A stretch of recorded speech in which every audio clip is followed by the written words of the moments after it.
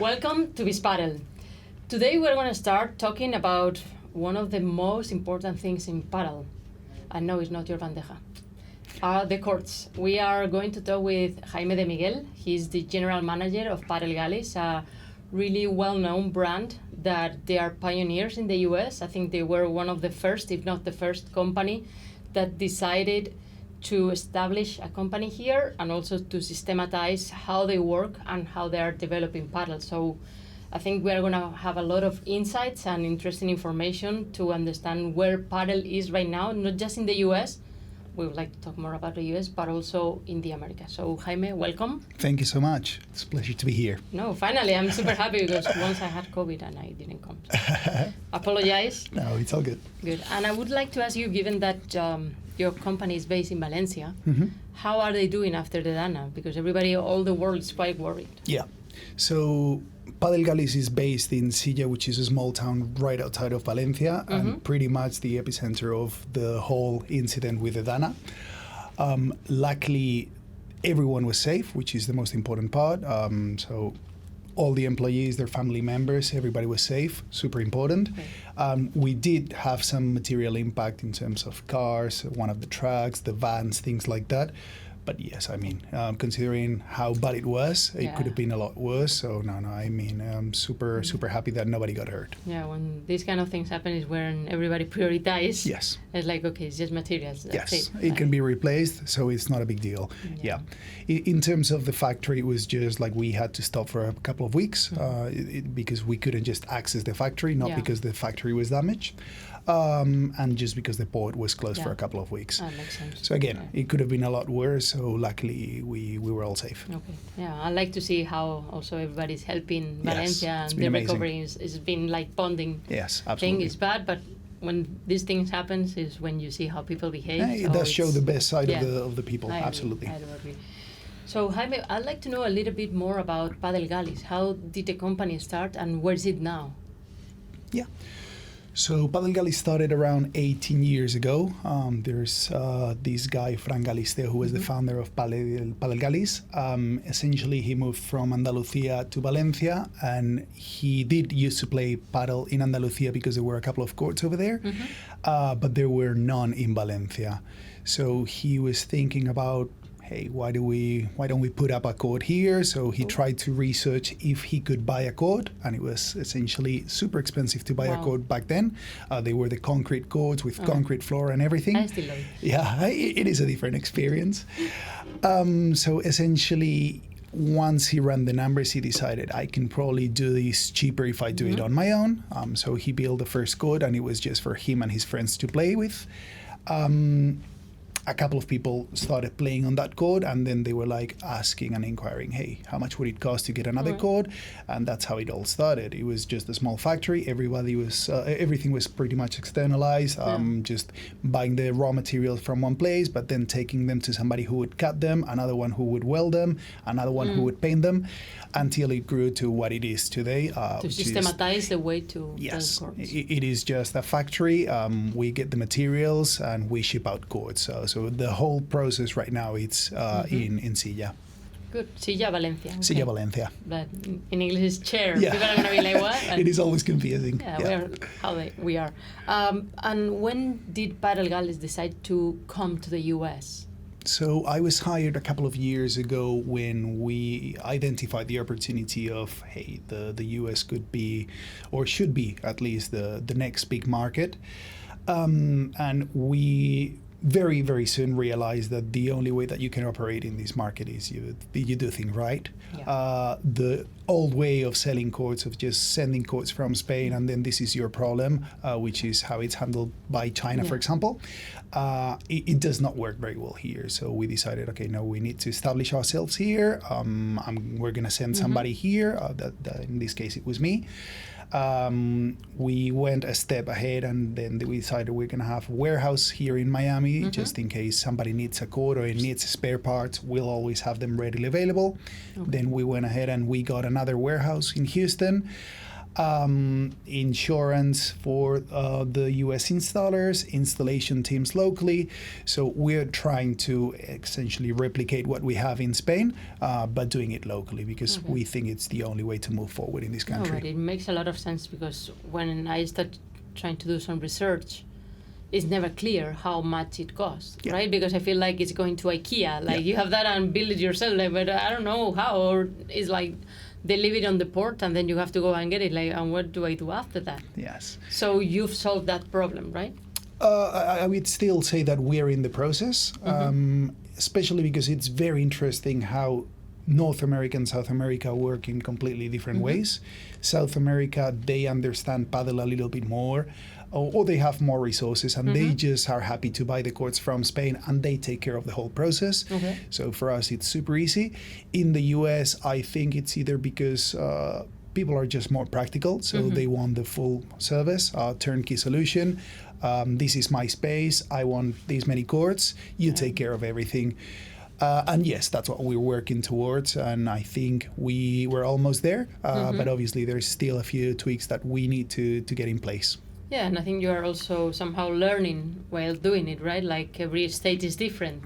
Absolutely. Like it's another country every time you go to a new state. Yes. In terms of permits, machinery, accesses, every project is completely different, and what worked for one project might not work for the next one. So it is essentially like a construction project in every one of the courts that we build. Okay, and what makes your court different? Because at the end of the day, I mean, it's like 10 by 20, 3 meters, 4 meters. So why should I buy yours instead of some other? Like, what makes it different? Absolutely. No, it is a fair question. I would say we always try to focus on innovation. So just a couple of examples. Padel Galis was the first one to have the 3 meter glass instead of on the sides. Before it was the 2 meters. So it was the first court with 3 meters on the sides. It was the first panoramic and ultra panoramic court. Now we released I don't know if you've seen the perimeter lighting. So instead of having 4 poles, we just have the lights all around the court, which looks beautiful. Now we also manufacture Flexi Padel. I don't know if you've seen that solution. So right now you don't need any kind of foundation for the court. You can just get a self-portable base and install the court on top of that base. So La Solera, I don't need to do... Yep, no slab. Okay. No slab at all.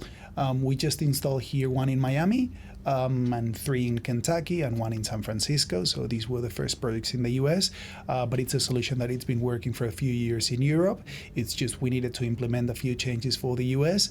But yes, not only you don't need a slab anymore, it's also a portable court. So whenever you're done with your space, you can take it somewhere else and install your court 100 meters away or 3 states away. No, but that's perfect, let's say, for exhibitions, tournaments, like extra things. Yes. It's a good solution. And I understand that it's a differentiator, the technology you put, but also, let's say, what about the mat? How do you pick that? Like, it's included in the court, you give the owner options. How does it work? Yes. Or the lighting, do they pick? What are the options? There is a lot of options for personalization with the courts. Lights and turf would be one of the main ones. I would argue that turf is the only one that really matters. Okay. The rest are just mostly for aesthetics reasons. But yes, we do have a bunch of options that we can give to the clients, and whenever they need our expertise, we will tell them. For this case, we would go with free-related grass. For this one, we would go for texturized. So depends on the weather, the conditions, if it's indoors or outdoors. There's a few variables that we would take into account in order to make a decision. Same with the lights. We have the normal LED lights that we're used to in Spain, but now there's the tournament lightnings that are just in a line and they look a little bit better, and there's less glare when you look at when you're lobbing, things like that, and they do help a little bit. And again, the innovation takes it to a few companies now. They have like it's almost like a club where the lights go with different colors and things like that. We just did the innovation with the perimeter lighting. So there's a couple of solutions. Okay, there's something that I think is very specific for Florida, and everybody talks about, but I would like to know, like, get some first-hand information, right? and it's when they talk about hurricane and hurricane proof, so I understand that here is super important. Yeah. How do you solve that problem with your courts? Perfect. Or that problem, let's say, that law or that regulation mandatory? It is, again, a very interesting question because the law is very clear about it, and everybody should have a hurricane-proof court in Florida. The problem or the solution that a lot of people found is that if you go through a non-permanent solution for your court, so it's a temporary court, you don't need to abide by those same rules. So that's why we see a lot of panoramic courts in Miami, in a lot of clubs, because they are not permanent structures. If it's a permanent structure, then the only way it's that it's going to have to withstand 150 miles wind rating. The way we solve it is we just went through an engineering process where we analyze the code, we submit it to a wind tunnel test, and it goes over 260 kilometers an hour, so 150 miles. So check. That's pretty much it. The reality of a hurricane-proof court, it's not that if there's a hurricane, the court is going to survive completely intact. Obviously, there's glass. There's going to be an impact of a stone, a piece of wood, something, debris. It's going to hit the glass. That glass is going to break. So there's going to be damage to that court, most likely. What we guarantee is that the whole structure won't fly away. Will remain, Essentially, that's important. That's how it's absolutely it's crucial, and a lot of the clubs here don't have that. So in order to get their courts approved through that temporary permission, what they have to do is they implement a plan that relies on removing the glass from the structure, just in case there's a hurricane, the glass can go through. The reality of that is that if there's a hurricane one day, there's no time to take it. I don't know what it's going to be like. Yeah. I mean, now there are a lot of courts, and you need like specialized workers to take them out. So I don't know how many of them. I think they will just consider it a loss and hope for the best that if the glass breaks, they will replace it. But I don't. But the damage that it does is a matter of also responsibility. It's not that you lose the glass and you put another. It is going to be tricky. That thing flying there. Oh yes, it can be tricky. Liability is going to be an issue for sure. I get it. So, how much does a court cost right now in the US? I don't mean like exact price point, but since you start watching like the catalog and decide until you have it built, more or less, or what are the options? Ballpark numbers, super easy to give you an estimate.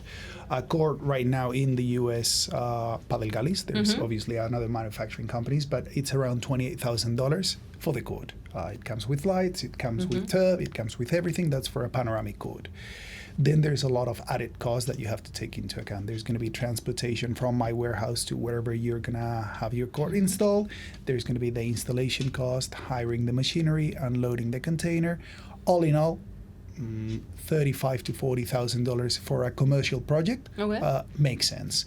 Residential projects tend to be a little bit more expensive, not because we're charging the client a little bit more because they have the money. It's just they're purchasing one, and the expenses that we run into are exactly the same. So they tend to be a little bit more expensive. For example, we've installed a lot of residential courts in the Hamptons. It's not that I know they have the money, I'm going to charge them $60,000. Because your cost is higher. Yes. I'm going to have to send a team that has going to have to stay in a hotel in the Hamptons. They're going to rent a car. They're going to have a crane. All those costs are exorbitantly expensive compared to what it would be in Ohio, for example. So that's why they charge more. But the price of the court remains the same. Those $28,000 on average makes sense. And that includes the team that builds the court. That's just the court. That's just the court. So the $35,000 to $40,000 that would be all included. Yes, with the installation team, the machinery rental, all in. Not taking into account taxes, but other than that. But everything here is without taxes. So I think we are used to that. Yes. And once I have my court, let's say, how is the maintenance? Like, do I need to call you every year or every 3 months, or can I teach someone that, like the handyman that comes home, can also, like, more or less take care of the court? How does it work? Because I don't know, once you have a court, what do you do, right? Yeah, that's a good question. Do we put sand or not anymore? I don't know. We do. We should. It's a great question for club owners because they think that it requires no maintenance and they can just put up a court and it'll be there for 20 years and they don't have to do anything. to take care of it. That's not true. We do have a guide, of maintenance guide. Again, two very different sites. If it's a commercial property, they usually have a gardener or a maintenance person that can take care of the court, and they're there during the installation. So we would explain, hey, you're going to need to brush the sand because it's going to tend to go to the sides. So you're going to have to brush it every week or whenever it's used. It doesn't really matter.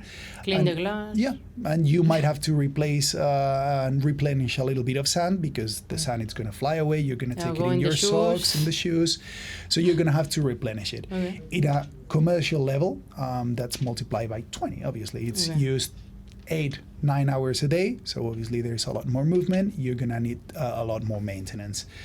The important part with the court would be just a visual inspection. You're going to have to walk around the court and make sure that all the bolts are in place, that the rubber between the glass and the steel is in place, that nothing is moving or shaking uncontrollably, things like that. But it's just a visual inspection. That's pretty much it. So it is basic, but somebody has to do it. And most clubs, so that's a note for club owners, you should take care of your courts if you want them to last. The thing that will have to be replaced will be the turf. As you've seen a lot of clubs here, they don't take very good care of their turf. So there's also different qualities. So if you buy a low quality turf, probably in 6 months to a year, you're going to have to replace it. If you buy their quality turf, maybe it'll last you 3 to 5 years on an indoor space with not a lot of use, almost up to 7 years. But it is an expense that they have to take into account because replacing a turf, it's going to cost you probably around $8,000 to $10,000. So it is expensive per court. Yeah, but it saves you from a lot of injuries too, Absolutely. Like, and to like the bounce and all that, so it's needed. It's the most important factor of the court. And when people ask me the glass, the steel, no. The only important thing is the mat. It's 90% of the game. Yeah, that makes sense. And I want to ask you, how long does it take since they ask you, okay, I want my court, they pay you until they have it set up? It depends, again, on the size of the project. If it's for a residential project, we would usually just ship it from Miami or Houston. It's just a couple of days for transportation to pretty much anywhere in the U.S. And then the installation crew will take 3-4 days to install the court. So from the moment we receive the payment until the court is installed in the Hamptons, it could be done in a week, 2 weeks. So we're usually faster than the client is because they're going to need to prepare the foundation or the slab for the court. So usually they have a little bit more time, and it's them. They tell us, hey, we're ready for November 27th. And that's when we make sure that the court will be there installed. On a commercial level, we have to take into account the maritime transportation or the shipping, and that's the complicated part because it's something that it's completely out of our control. There's but delays you all the already time. have warehouses here, right? But for commercial projects, we usually ship everything from Spain because they are custom made. So if you order a blue Makes court, sense. we don't have it in stock. We're going to have to send it from Valencia. So we're just going to make your court to order, and then we're going to ship it to you wherever you are in the US. It's like they can like buying a Tesla, no? I want this color or this color. You can pick and choose whatever you want for your court. And again, for rough numbers, shipping to the East Coast, it's going to be around 2 weeks. Shipping to the West Coast, 30 to 40 days. Manufacturing process, it's going to be around a month and a half for a 6-court project. So all in all, from the moment you make the order for a club until your courts arrive, it's going to be 2 months, and then it's 3 days to set them up. And how do you find the people to set them up, right? Like, I don't know if, I just know one company that is specialized, and they were doing like a wall once, and it was funny. But how do you create that workforce, right? I don't know if they come from Mexico, if you are like teaching people how to do it in different areas where you have the warehouses and you send them to, because you can put all the money on the core, but then if the experience of building them is not good, could be like they can blame the manufacturer instead of the one that is setting them up. So how do you control that? the old ways were just sending people over from Spain. That's where we have our team. So they are experts. They've been doing this for years. But obviously, as we spoke at the beginning, the only way to progress in the US is by doing things right. So we went through phase number 2, which is training people locally. Good. How do we do it? We send them over to installations overseas, or when our crew was here, they would join them and learn from them. It's a work in progress. So right now what we're doing is we're sending people with visas from Spain, which again, really good. We were part of the problem at the beginning where we were sending people without a visa. We learned from our mistakes, and the only way forward was, okay, we're going to get them visas so they can enter legally into the US. But we're moving towards getting our workforce here in the US locally, because if the sport grows, and we all hope it does, you need it. yes, it's just the only sustainable way of growing. It's just you need local people to install, and we're going to need not one or two. We're going to need unlimited amounts of people that can install paddle courts, do maintenance, replace turfs, all these things that get involved into an installation. Like a paddle handyman, something like that. It's going to be needed. And I'm sure there's going to be a ton of them. Whenever we are at a construction, like this project that I told you about with Flexi Paddle in Miami Beach, they were doing some roof construction, and the guys were interested. It's like, hey, how do we get involved in this? Because we've seen a few of these courts in Miami, and we were told that there's good money behind it. It's like, no, we can train you. We're happy to show you the way. Super good. But yes, at the beginning it takes a little bit more time because you don't trust anyone. So you're still going to have to send somebody who's going to oversee the operation. It is a slower process than we would all wish, but I think we're doing what's right. Makes sense. And to me as a player, which could be your recommendation when I get into the court? Like, what should I pay attention to differentiate if a court is good? I don't know if it's defense, the lighting. Which would be your recommendation as a player to understand, oh, this court is better, or I'm going to play a tournament, oh, okay, this is working, this is not working? So I think there's only going to be two factors that actually affect your game. The turf. There is different types of turf, different qualities of turf, and that's going to determine the bounce of the ball, which is, again, pretty much the most important factor that you're going to face, other than your racket. But we're not going to get into that. Yeah, that's on you. And or skill your set. shoes, or skill set, but when it comes to the court, it's going to be the turf. And the lights. It is true that when, again, not even 10 years ago, the lights that we were using were just like, I don't know what they call, but like light bulbs. So essentially when you looked up, you would just be blinded for 5 seconds because you couldn't see anything. Now we're using LED. I'm sure in 2 years there's going to be lights that you can just look at the lights straight. No glare at all. But the turf being the most important factor, again, it's part of the maintenance. If the club does take good care of their courts, they replenish the sand from time to time, they brush it, you're going to have a much better experience than in a club that doesn't take care of their turf. Lower quality turfs, I think they're okay for beginner level, but once you get to an advanced level, you're not going to be happy with the experience. So it's one of the things. I'm not against Chinese courts. I think they serve a purpose. I think any court right now helps the development of the sport. So the more the merrier. It's completely fine.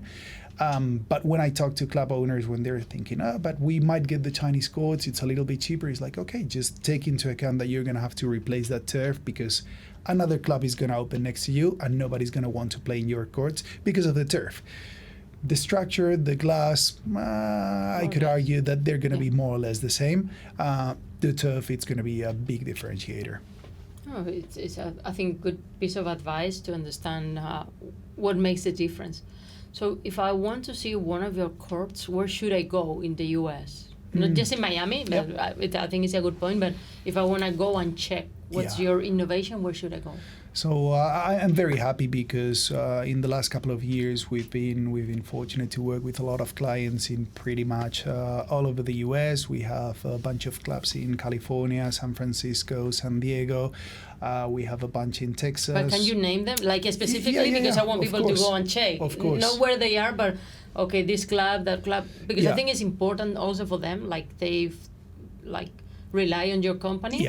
and they want to work with you. So for players like, okay, I'm going to go and check. Absolutely. how they are. And I think they would do good in visiting as many clubs as they could just to check the different courts. And for sure, I can name a few. I just don't want to offend anybody if I forget them. No, but no, for sure, we yeah. have Bay Padel and Park Padel in San Francisco.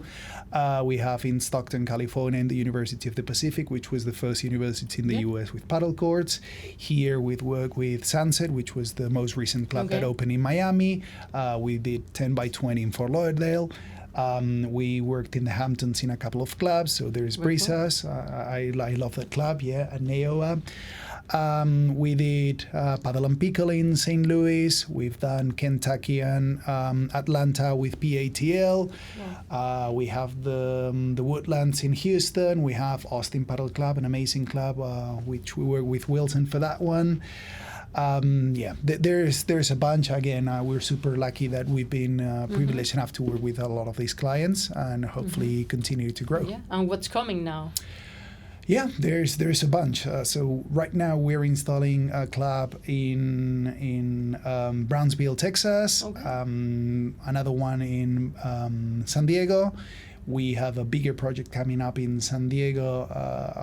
Some of these I cannot speak it's okay. with a lot of detail. Yeah. Another one that I forgot to mention in New Jersey, United Padel You Club. told me before, because I was around when you were working and I couldn't go. Yeah. So now it's open. They're going through the phase 2 where they're getting the wellness area. It's going to be an amazing club. We're going to have another project in Arizona. Again, I cannot go super into detail. There's going to be one in El Paso. There's going to be a couple more here in Florida. So for sure it's growing.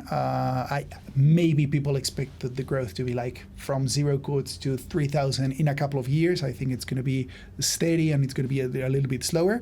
But for sure, but still is good. It's there's a ton of interest, which I think it's what motivates me. Every single day I talk to potential investors. I think one of the things that are slowing this process down is the permitting. Most of the cities, they don't understand paddle, so when you try to file for the permits, there's a lot of questions. Nobody wants to see a 10-foot communication piece of glass. is important there. At some point I was thinking of how to lobby in a good way with USPA investors and all that to create maybe just a brochure, something that could be like a deck on what's paddle and do more media awareness and all that in order to it sounds familiar to them so you can explain. But if not, it's like, the glasses, that thing could be scary. Yeah, the USPA, you mentioned them, they're working on a standard, a USPA approved court because right now, not only in terms of permits, it's just nobody understands when you're purchasing a paddle court what it really is or what the differences are, or just like basically what it should have and what it shouldn't have. I've seen terrible courts in the US that they told me there was one with something with wood or something with a good structure like Madera. Could be. I have one in mind. I don't know. I don't want to name any names. But to me, what's very I was going to say annoying, but is when they open new paddle clubs. Yeah. And they are indoor. Okay, it's needed in Florida, but it's not high enough. Yes. Like, why do you do that? It's not. It's not gonna work. Yeah. So don't do it. Yeah. It's a challenge. The height requirements, which should be around 24, 25 feet at least, they're not met in most of the clubs here in Miami. I understand that real estate it's an issue here, and going for a 40-foot space, it's going to cost an arm and leg, so that might not be an option. It might be easier when, again, the Pádel and Pickle in St. Louis, they have super high ceilings because the real estate is a little bit easier down there.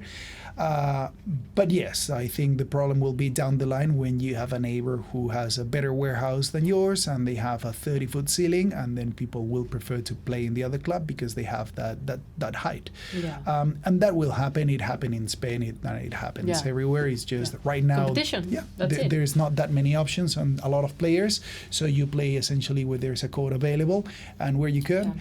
Once you are able to choose, you're going to go for quality. It makes sense. Right now is that phase still. Like there's a scarcity of court, so that makes a difference. But once they're established and people can pick what they want, I think Absolutely. it's going to change. Absolutely. And you're the general manager not just in America, but in the Americas. Yeah. Which is very interesting to me. Yes. So how is Padel doing in the rest of the continent, like countries? Which are the ones that are like, oh, this is a surprise, or this one is growing like steady but very healthy? Or So obviously, number one after the US would be Mexico. Okay. Our distributors there are doing an amazing job.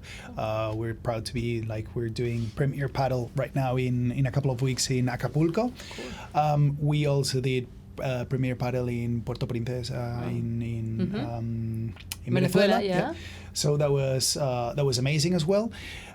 Those are the main two countries for Padel Galis, and I think globally. No, it just gives for you any company. exposure. Yeah. Like Premier Padel is like, wow, the eyes are watching. Absolutely.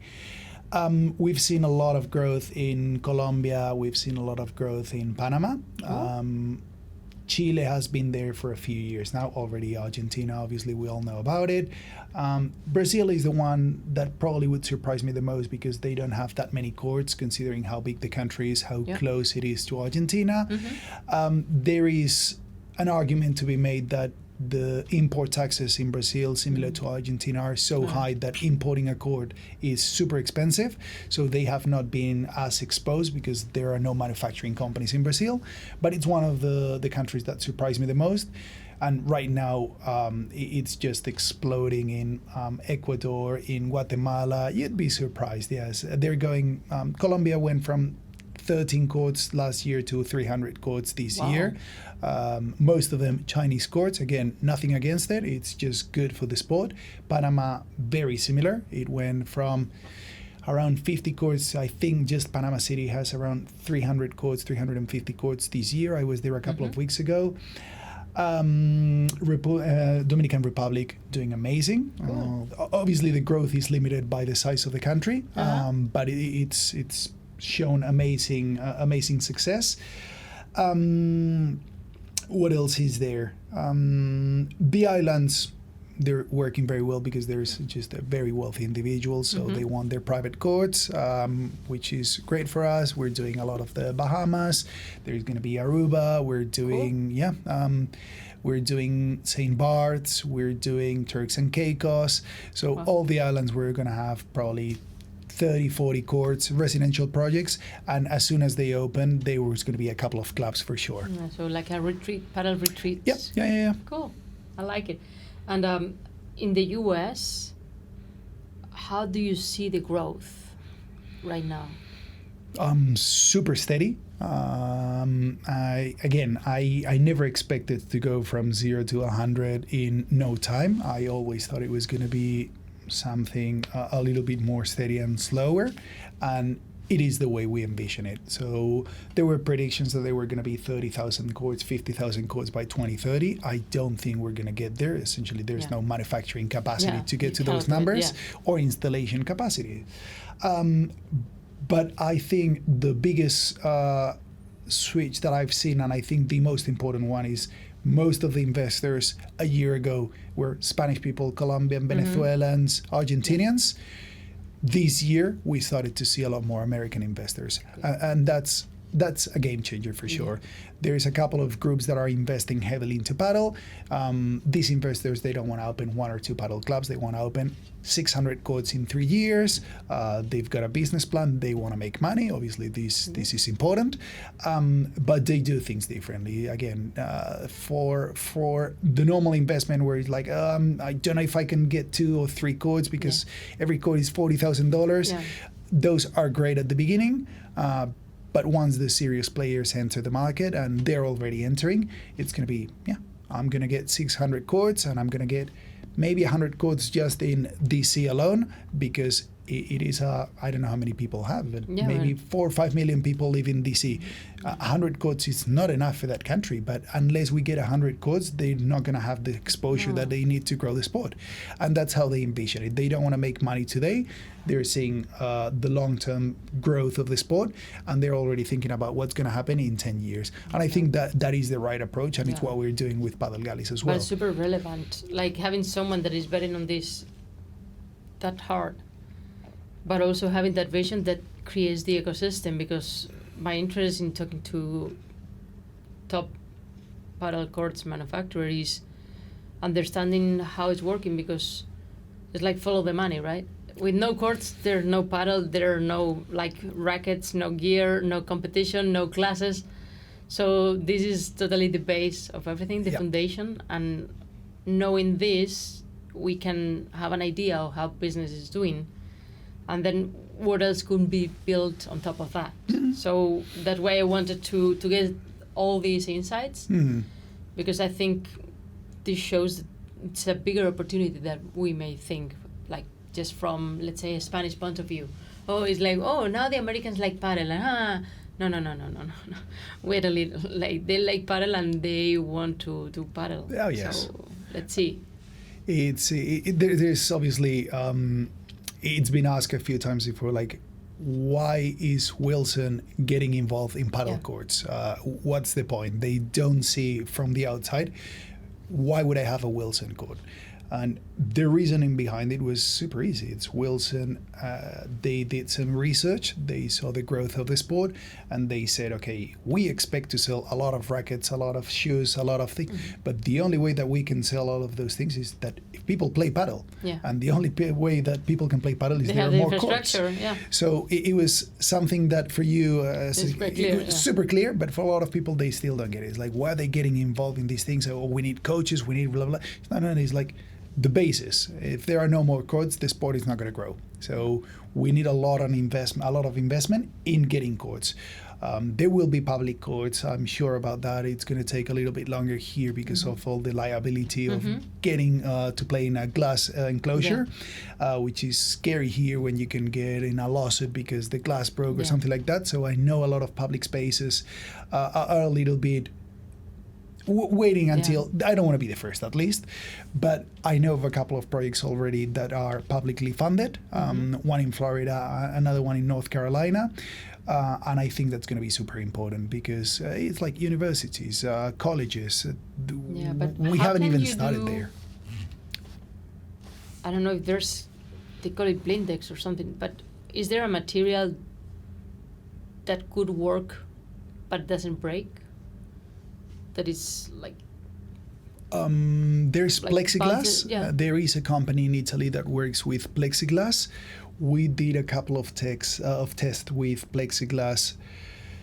Two things we didn't love about it. One, it's more prone to scratching and deteriorating with the sand. So so the experience was not the same. Obviously, it has a lot of advantages as well. Because at the beginning, the first courts were concrete. They could be but the first, I mean, in glass, it was to be broadcasted, so people could see the show from outside, and it's part of the fun too. Like, and now you can watch it. So if you go back to that, it's like going back to the wall again somehow. Yes.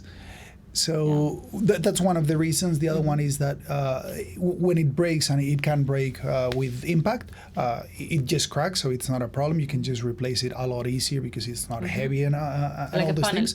Yes, but also when the player smashes against the glass, it is completely different with that plexiglass.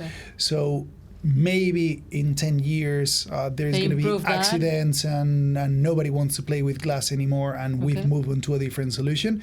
But right now the players are what determine what the court should look like, and they want glass because they're used to that experience.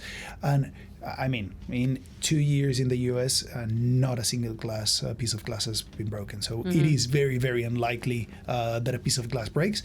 It can happen during installation or during transport. Obviously, we ship these courts in a container from Spain. So during transportation and installation, it can happen. After they've been installed, I've never seen one break. As long as they do the right maintenance with the rubber and all that. So that way it's important also. The maintenance, absolutely. Like, people maybe are not aware, but they need to look after that. Yes. There's been a couple of cases here in Florida of courts that had their glass broken. Again, it's not a matter of just saying, but there was one that a car crashed against that. So if a car gets into, what can you do? Sure. There's nothing you can do about it. No, but in the case of one of the clubs here in Miami, it was probably poorly maintained because the glass, it's a 12 millimeter glass. you can do whatever you want to that glass. You're not going to break it. It's impossible. They go through a lot of testing, so it's not going to happen. Yeah, good. So I have just one last question. Of course.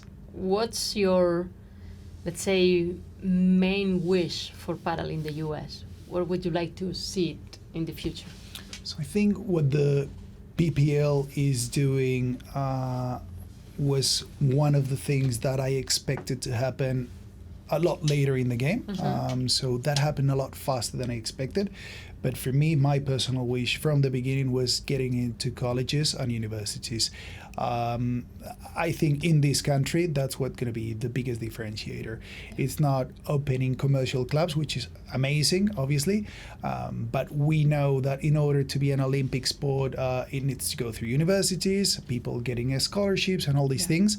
So what we did with Tactica in Stockton in California, we are super proud of that one. It was the first university. I know there's a second college now in Texas that have it.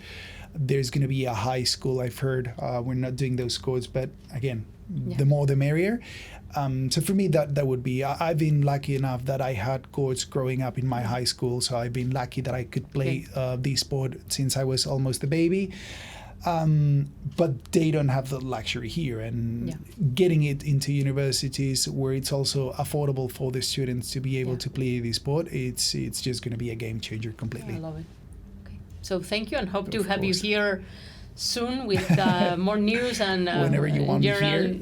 Good news, because I'm super interested in getting to know how the ecosystem is doing. So absolutely. No, thank you so much for having me. Good luck in both Mexico and the PPL, right? I appreciate it. Thank you so much. Of course.